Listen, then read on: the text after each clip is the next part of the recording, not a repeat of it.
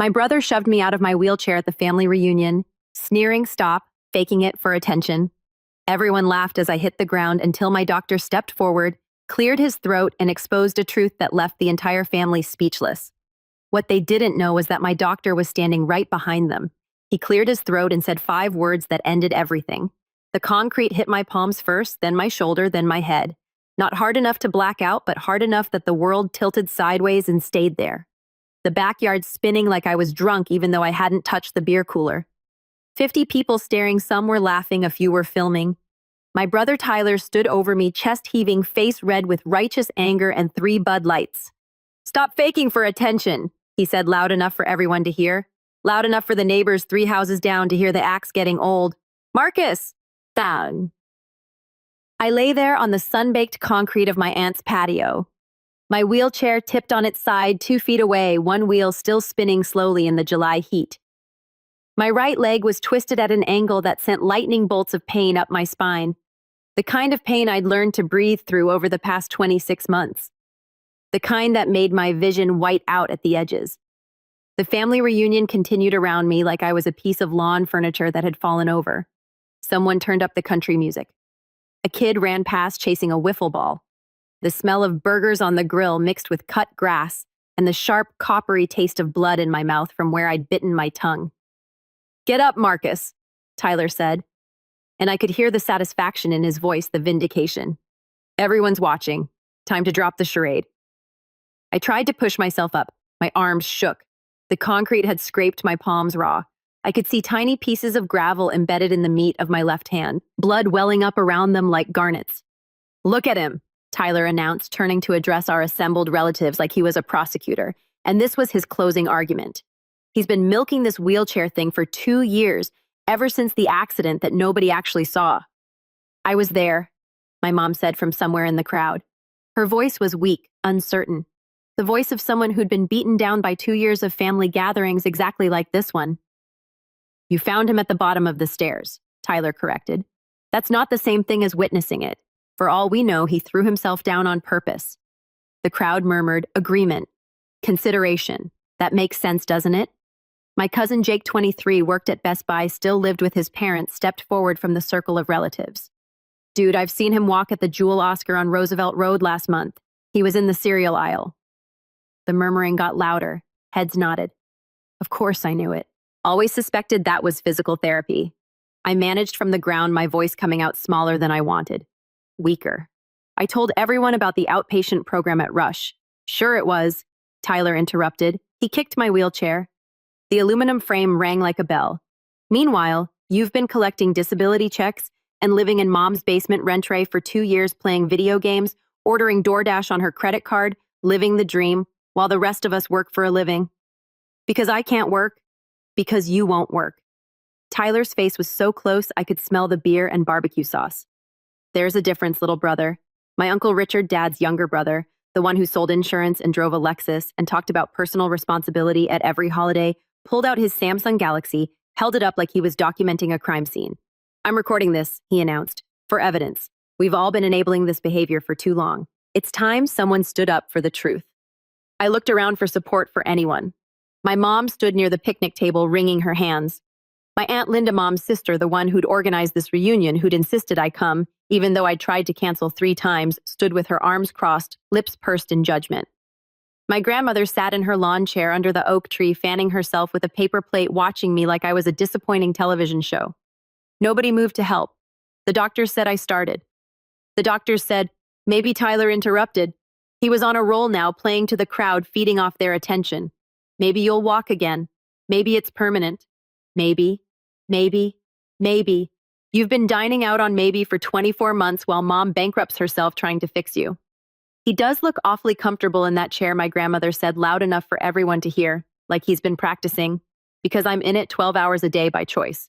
Tyler grabbed my wallet from my jacket pocket where I'd fallen, held it up like evidence, opened it. See this disability card, $837 a month. Plus Mom pays for everything else, rent, food, medical supplies, special equipment. I have medical bills. My throat was closing up. My hands were shaking, and it wasn't just from the fall. You have excuses. He threw my wallet at me. It hit my chest and fell open. My driver's license staring up at me. The photo from before when I could stand for the DMV camera without support. The gravy train ends today. Marcus right here, right now. The crowd started clapping. Actually clapping like Tyler had just delivered the speech from a sports movie about overcoming adversity through sheer determination and refusing to quit. Tyler, that's enough. Mom finally stepped forward, but her voice had no force behind it. She sounded like she was asking permission, not giving orders. No, Mom. He's bleeding you dry. Tyler's voice softened when he talked to her, went gentle and concerned. Physical therapy 3 times a week, special equipment, that modified van you bought. You took out a second mortgage for him on a house you've lived in for 30 years. You're 62 years old, and you'll be paying that off until you're 80. Mom's face went red. She didn't deny it. I hadn't known about the second mortgage. I didn't ask her to, I said. You didn't stop her either. Tyler pointed at me, his finger like a weapon. You just kept bleeding her dry, kept playing the victim while everyone else sacrificed for you. He crouched down, got right in my face. Stand up right now, he said quietly. Or I'm calling the police for disability fraud, insurance fraud, whatever fraud applies. You'll go to jail, Marcus.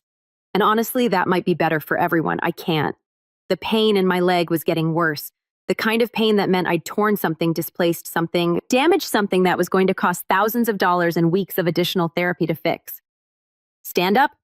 The entire family started chanting. Stand up. Stand up. Stand up. 50 voices, maybe more. The neighbors had come over to watch. Kids were recording on their phones. My Aunt Linda was clapping in rhythm, leading the chant like a cheerleader. I stayed on the ground because I couldn't do anything else. Because my right leg hadn't had full sensation in 26 months. Because the rods in my spine made certain movements impossible. Because everything Tyler was saying, all the cruelty, all the accusations, all the venom, came from a place of not knowing, of not asking, of not caring enough to understand. My leg throbbed with every heartbeat. Tyler grabbed my shirt, hauled me halfway up. I'm done watching you manipulate everyone. You're a liar and a con artist, and that's my patient. You're assaulting. The chanting stopped. Everything stopped. Tyler's grip on my shirt loosened but didn't let go. A man stepped forward from the crowd. Mid-50s Asian khakis and a navy polo shirt, wire-rimmed glasses, carrying a can of Diet Coke like he'd just been standing there the whole time enjoying the show, which I realized he had been. His expression was perfectly calm.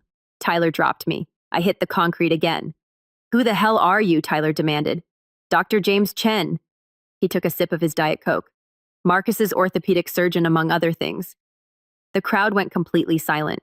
You could hear the burgers sizzling on the grill, a dog barking 3 yards over the country music still playing from someone's Bluetooth speaker. I'm also his physical therapist, his pain management specialist, and I consult with his neurologist, Dr. Sarah Patel, at Northwestern Memorial. I've been treating Marcus since approximately 47 hours after his accident 26 months ago. My Aunt Linda laughed. It came out nervous, shrill. Well, doctor, you must be very proud. Your patient can apparently walk just fine when nobody's looking. Dr. Chen smiled. It didn't reach his eyes. Actually, he said, pulling out his iPhone, I have something everyone should see. He held it up. An X-ray filled the screen. This is Marcus's lumbar spine, specifically his L4 and L5 vertebrae. He zoomed in with 2 fingers. See these metal rods, 4 of them, and these screws, 14 total. That's from his spinal fusion surgery performed by me 14 months ago at Rush University Medical Center. The surgery took 7 hours. The recovery took 6 months. Nobody spoke. Tyler had gone very still. The reason Marcus can stand during physical therapy sessions is because we're systematically training his body to handle short distances with a walker. Currently, he can manage approximately 47 meters before the nerve damage causes pain severe enough to require immediate rest. That's about 5 minutes of mobility. After that, the damaged nerves begin firing incorrectly, and he experiences what we call neuropathic pain. Imagine someone driving nails into your leg while simultaneously shocking you with a cattle prod. He swiped to another image. Here's his sciatic nerve right side. See this area here? He pointed to a place on the screen that looked darker, damaged. That's permanent nerve damage from the fall. It's why his right leg has limited proprioception. That's the ability to sense where your body is in space and why he can't bear significant weight for extended periods. The nerve misfires. Sometimes his leg just gives out. No warning. My cousin Jake had backed away from the circle, disappeared toward the house. The orthotic brace he wears, the one that costs $4,000 and isn't fully covered by insurance, provides stability, but it's not a cure. There is no cure. This is his life now. Dr. Chen's voice remained perfectly level. Clinical. Every day is painful. Every step is uncertain. Every moment in that wheelchair is a reminder of what he's lost. He looked directly at Tyler, but sure he's faking. Dr. Chen held his phone higher so everyone could see. Then he swiped again. This is a video I recorded approximately 7 minutes ago, starting from when I arrived at this lovely family gathering. He pressed play. Tyler's voice came through the speaker. Stop faking for attention. The sound of me hitting the concrete, the laughter, the chanting, all of it. Dr. Chen let it play for 30 seconds, then stopped it. I recorded everything he said calmly. The assault, the verbal abuse, the crowd participation, the public humiliation of a disabled man by his own family. He looked at my Uncle Richard. You're not the only one gathering evidence today, Richard. Uncle Richard's phone was still up, still recording. His hand was shaking now. Tyler stumbled backward, hit the picnic table. I was just we all thought. The evidence seemed, you thought wrong. Dr. Chen's voice went cold. You didn't think at all. You didn't ask questions. You didn't request medical records. You didn't consult with his doctors. You didn't bother to understand what your brother has been enduring for over 2 years. You just assumed he was lying because it was easier than accepting that sometimes terrible things happen to good people and there's no one to blame. He knelt beside me with a practiced ease that came from years of treating patients. Can you move, Marcus? I nodded. Barely. Rate your pain. 1 to 10. 8, I whispered. Maybe 9. He examined my leg with gentle professional hands, felt along the knee, the ankle. His expression darkened. Possible ligament damage. We'll need imaging. He looked up at the crowd. Someone get his wheelchair now. My mom moved first. She righted the chair, wheeled it over. She was crying silently, tears streaming down her face, not making a sound. Dr. Chen helped me back into the chair with the kind of careful precision that comes from doing this 1,000 times before. His hands were gentle, competent. The crowd stood frozen. Some were crying now. Most stared at their feet. My grandmother had stopped fanning herself. Dr. Chen straightened up and addressed the entire gathering. I came here today because Marcus asked me to. His voice carried across the yard. He knew this confrontation was coming. He's heard the whispers, seen the looks. His brother has been building to this for months. The Facebook posts questioning his disability, the comments at Christmas, the jokes at Easter about how convenient his condition is. Tyler's mouth opened. No sound came out. Marcus wanted me here because he knew his family didn't believe him. And he was right. Dr. Chen looked around at every single person. So he asked me his doctor, his surgeon, the man who cut open his back and installed metal in his spine to keep him from becoming paralyzed, to attend this reunion, to watch, to document. He pulled a business card from his wallet, handed it to Tyler. That's my lawyer's contact information. Her name is Jennifer Wu. She's a partner at Kirkland & Ellis, specializes in disability rights litigation. I'll be filing a police report tomorrow for assault of a disabled person, along with a civil lawsuit for battery assault and intentional infliction of emotional distress. Tyler stared at the business card like it might bite him. My testimony as his treating physician will be, I suspect, fairly compelling in court. I have complete documentation of his injuries, his surgeries, his therapy progress. I have notes from every appointment. I have the x-rays, the MR is the nerve conduction studies. I have 2 years of medical evidence that proves beyond any doubt that Marcus is disabled. He turned to Uncle Richard. I also have your video, the one you recorded for evidence. Thank you for that. It shows conspiracy to intimidate a disabled person. Possible fraud accusations made without basis. Group harassment. That video is now part of my evidence file. Uncle Richard's face had gone gray. Dr. Chen addressed the entire crowd again. Everyone who participated in that chant is on camera. Everyone who laughed, everyone who filmed this on their phones, everyone who stood by and watched while a disabled man was assaulted and humiliated by his own brother. He paused. I wonder how that's going to play in court or on the news, because this story, a disabled veteran. Yes, Marcus served 4 years in the National Guard before his accident. Assaulted by his family at a reunion because they thought he was faking. That's the kind of story that local news stations love. He's not a veteran, Tyler started. Army National Guard 2016 to 2020. Honorable discharge. Medical records are part of the VA system, which makes this a potential federal case. Dr. Chen's smile was razor sharp. Did you know assaulting a disabled veteran can carry enhanced penalties? I didn't either until my lawyer explained it to me last week when Marcus asked me to attend this gathering. Dead silence. The burgers were burning on the grill. Nobody moved to flip them. Dr. Chen handed me my wallet, which was still lying on the concrete. Then he moved behind my wheelchair and gripped the handles. We're leaving now, he said. Marcus has an appointment at the ER, which I'll be documenting as assault-related injuries. The medical bills will be attached to the civil suit. His orthotic brace is damaged. That's another $4,000. His wheelchair has a bent frame, $3,000 more. We'll add it all up. He started pushing me toward the driveway. Behind us, 50 family members stood in that same circle. The same people who chanted for me to stand up, who'd called me a liar, who'd applauded my brother for assaulting me, realizing that the nephew they just humiliated for faking his disability had just recorded every single one of them committing multiple crimes. Wait, Tyler's voice cracked. Wait, Marcus. I'm sorry. I didn't know. We didn't know. I didn't turn around. Dr. Chen kept pushing. Marcus, please. We reached the van, the modified Honda Odyssey with the wheelchair ramp that my mom had indeed taken out a second mortgage to buy. Dr. Chen helped me into the passenger seat with practice deficiency, then collapsed the wheelchair and stored it in the back. He got in the driver's seat, started the engine. Tyler ran up to my window, banged on it. Marcus, please, I'm sorry. I looked at him through the glass at my brother, who I'd shared a bedroom with for 15 years, who taught me how to ride a bike, who'd been my best man at my wedding before the divorce, who'd just pushed me out of my wheelchair in front of our entire extended family because he'd decided I was faking. I rolled down the window 2 inches. You want to know the worst part? I said quietly. Tyler nodded desperately.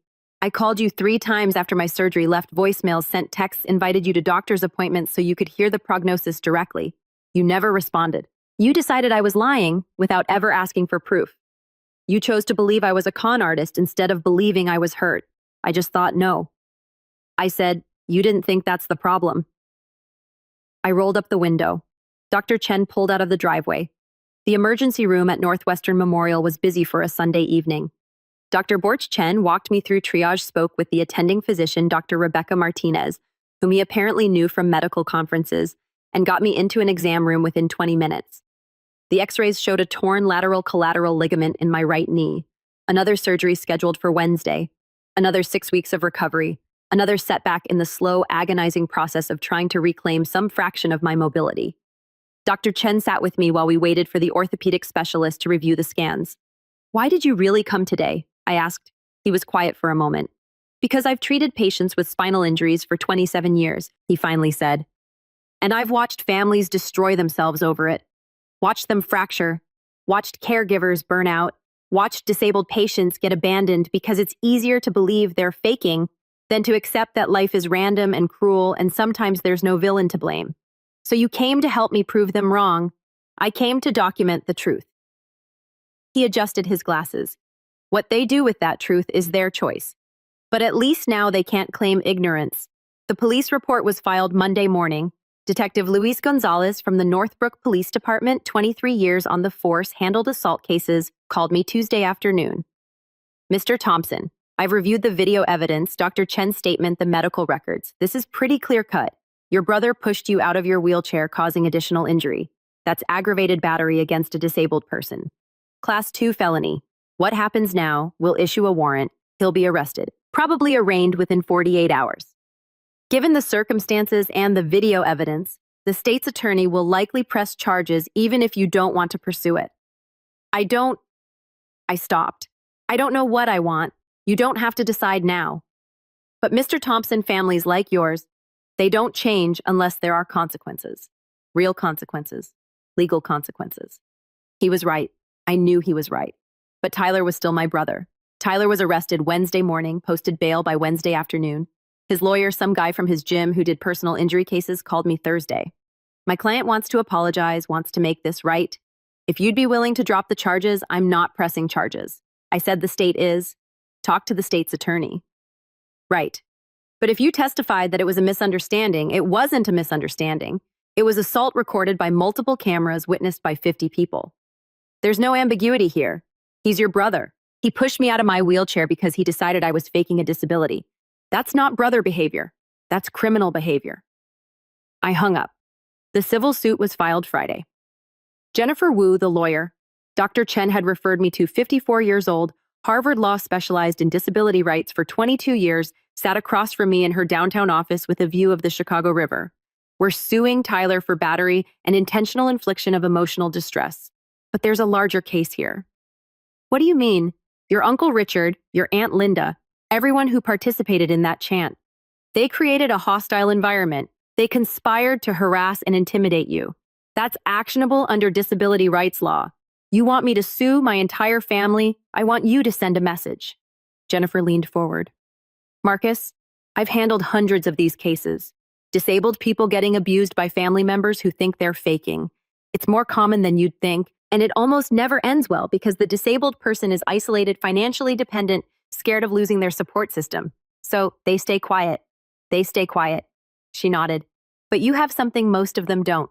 You have medical documentation. You have a surgeon willing to testify. You have video evidence. You have the ability to make this public, to change the narrative. I just wanted them to believe me. They believe you now. Jennifer's smile was sharp. Now we make sure they never forget it. The story broke local news that weekend. Disabled veteran assaulted by brother at family reunion. Doctor recorded everything. The footage went viral by Monday. Not the whole thing. Dr. Chen had edited out everyone's faces except Tyler's and mine. But enough. The push, the fall, Tyler's words, the chanting. By Tuesday, it had 3 million views. By Wednesday, national news had picked it up. By Thursday, I was getting interview requests from Good Morning America. I declined them all. I didn't want to be famous. I wanted to be believed. Tyler's trial was set for 6 months out, but his life imploded long before that. His employer, a construction company that prided itself on workplace safety and disability accommodation, fired him within a week. Liability concerns, they said. Can't have someone who assaults disabled people representing our company. His girlfriend left him. His friends stopped calling. The video followed him everywhere. Every job interview, every dating profile, every new person he met would eventually Google his name and find it. Tyler Thompson, the guy who pushed his disabled brother out of a wheelchair. My mom called me 3 weeks after the reunion. He's living in his car, she said.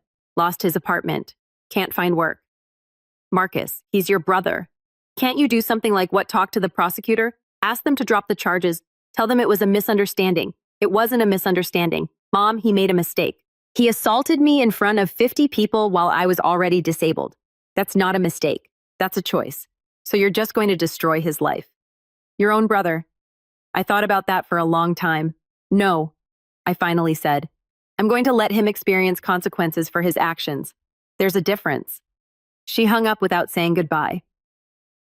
The settlement came 4 months later. Tyler pleaded guilty to aggravated battery, got 2 years probation, community service, anger management, and a suspended sentence that would activate if he violated probation. The civil suit settled for $127,000 medical bills, pain and suffering, future therapy costs, punitive damages. Tyler would be paying it off for the rest of his life. Jennifer Wu called me the day the settlement finalized. You won, she said. Doesn't feel like winning. It never does. But you sent a message to your family, to everyone watching, that disabled people matter. That assault has consequences. That you can't just push someone out of a wheelchair because you've decided their suffering is inconvenient. He's broke homeless. His life is ruined. He ruined his own life. You just documented it. I saw Tyler 6 months later by accident. I was at physical therapy, the same outpatient clinic at Rush, where my cousin Jake had supposedly seen me walking in the Jewel Oscar, and Tyler was there waiting in the lobby wearing a different shirt, thinner, older somehow.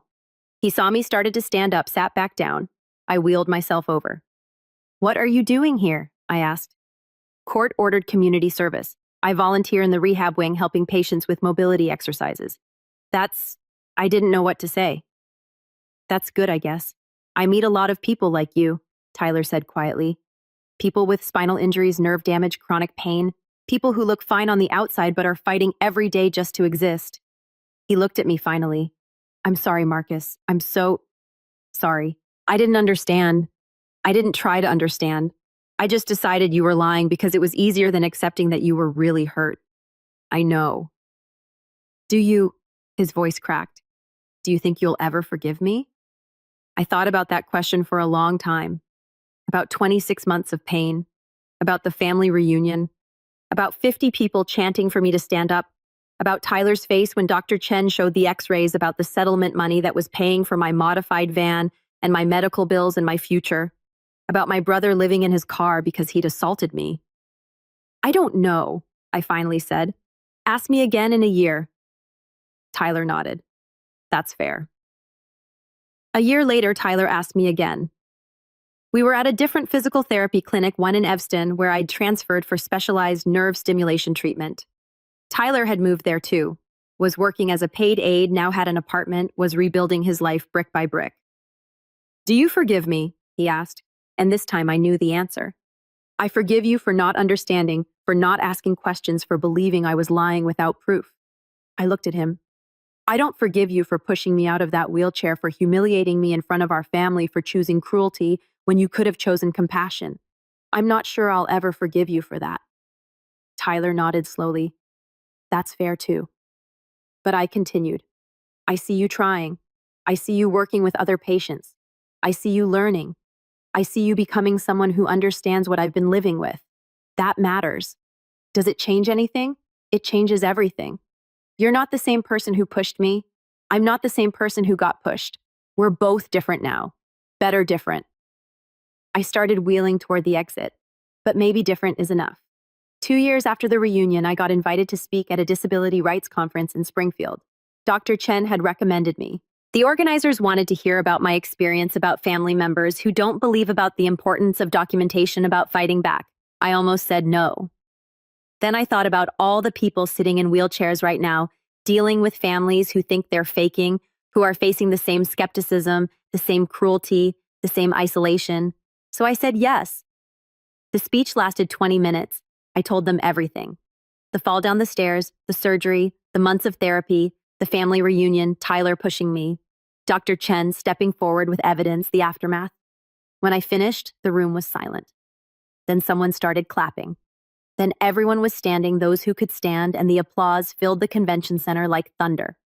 After a woman in her 30s approached me. She was in a wheelchair too. "Multiple sclerosis," she said. "My family thinks I'm faking," she told me. "They say MS isn't real, that I'm just depressed, that I need to try harder." "Do you have medical documentation?" 3 neurologists, brain scans, everything. Show them, make them look, make them understand that their ignorance is not your burden to carry. She started crying. "What if they still don't believe?" "Then you document it," I said. "And you protect yourself because you matter. Your pain matters. Your disability matters. And anyone who can't accept that doesn't deserve access to you." She hugged me, held on for a long time. When she pulled back, she said, "Thank you for fighting back, for showing us it's possible." 3 years after the reunion, my mom called. "The family wants to have another gathering," she said carefully. "Thanksgiving, small, just immediate family. Tyler will be there. They're hoping. We're hoping you might come. Will anyone apologize?" Silence. That's what I thought. "Marcus, they feel terrible about what happened. Feeling terrible isn't the same as apologizing. Isn't the same as acknowledging what they did. Isn't the same as changing. Can't you just—" "No," I said firmly. "I can't just get over it. I can't just move on. I can't just pretend it didn't happen because it's uncomfortable for everyone else. They destroyed me in front of 50 people. They called me a liar and a con artist and a burden. They chanted for me to stand up. They filmed it and laughed. And now they want me to come to Thanksgiving like nothing happened." "So you're saying no?" "I'm saying they need to apologize. Really apologize, specifically for specific things. Not a blanket. We're sorry if we hurt you, but I'm sorry I chanted. I'm sorry I laughed. I'm sorry I called you a liar. I'm sorry I filmed you on the ground. I'm sorry I didn't help you. Every single person who participated owes me that. That's a lot to ask. It's the minimum to ask." My voice was steady. I was their family too. They were supposed to protect me. Instead, they attacked me. If they can't own that, if they can't apologize for it, then they haven't changed. And I have no interest in sitting at a table with people who think my disability is negotiable. Mom was quiet for a long time. "I'll tell them," she finally said. 3 people apologized.